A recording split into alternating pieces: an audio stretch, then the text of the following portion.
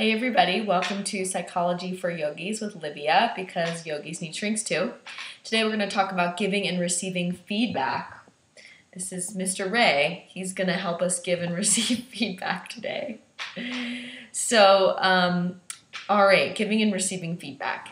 If there's one takeaway message that I want you to get from today's episode is that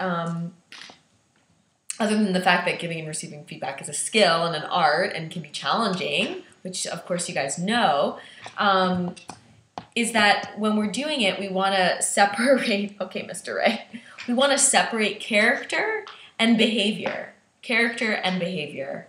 That'll keep you out of trouble if you separate character and behavior, both when you give feedback and receive feedback.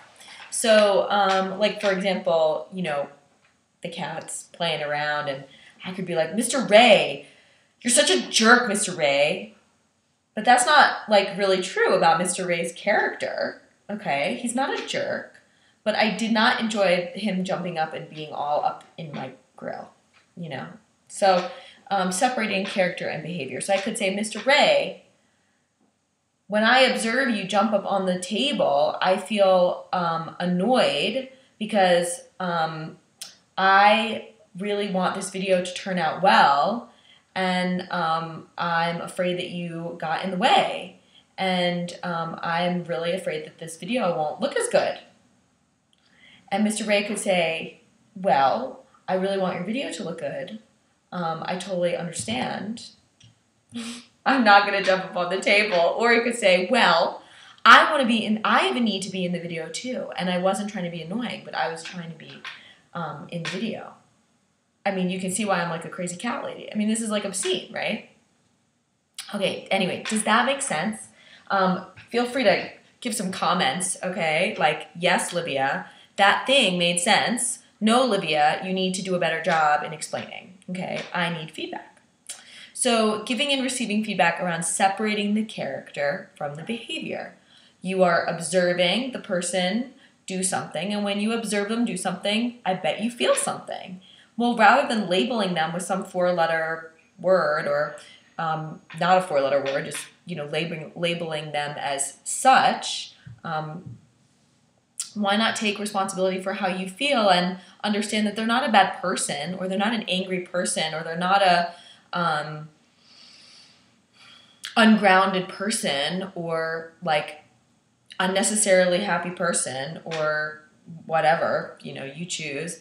But that something about their behavior kind of triggered something in you, and because you're a human being, you've got needs and wants and desires, and when the two of you kind of collided, there was a little bit of a speed bump there. Okay, so when you separate behavior and character, you take responsibility for how you feel. Which, I mean, I'm a therapist, so it's kind of my MO. So. I think it's important when people take responsibility for their emotions. If you receive feedback that's really difficult, then I highly recommend that you separate behavior and character for yourself. Like, someone might say, you suck. And you're left guessing with what is behind that statement. And you don't know what behaviors you did necessarily to have someone think that about you, and you don't know what they're feeling, what the feeling is underneath of that. Like, maybe they're saying you suck because like they had an expectation that you didn't meet, and when you didn't meet the expectation you didn't know that they had of you, you sort of failed them, and in their disappointment they labeled you as you kind of blow. But it's really that they're dealing with, it's really a disappointment issue, not a you are bad issue. Does you see that? So you might have to do the work yourself and separate yourself, your behavior and your character. Do I think behavior and character should match? Sure. Yeah, I mean, hello, integrity, right? We have that word where behavior and intention and feeling and all of these parts match. When our behaviors and our intentions and our character structure rather match, that's integrity. It's a good thing. Sometimes, even due to our best intentions, things come out wrong. and our intentions and our behaviors, the way they're perceived, kind of mismatch, and it can be confusing to others or lead to conflict. And so therefore feedback is important. So we kind of can't get out of this giving and receiving feedback to each other, but how do we do it so we don't instigate further conflict, but rather not only repair conflict if it's happening, but also like no need to be like more upset than you already are, you know, or overtake responsibility. But there's plenty of you out there who overtake responsibility. And when someone says you suck, you really take it to heart and you're like, oh my God, everything I do and everything about me is like terrible. And it's almost like a little bit narcissistic. Like we kind of like make it all about us, and it's really not. So hope that helps around separating out behavior and character. State the observations, the actions that you're seeing, and that's different than the person's character. And when you see someone act a certain way, when you observe an action, you feel a certain way. And you can keep it that simple and that clear. If you're interested in this topic, I highly recommend a book called Nonviolent Communication. Google it. Google it right now once you're finished watching this video. Google Nonviolent Communication. The website will pop right up. It'd be great if you could purchase the book from your local bookstore, but you can get it on Amazon.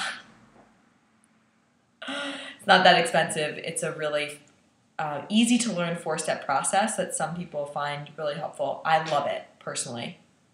Use it at home, use it with myself, use it with clients. I've found some really great success with it.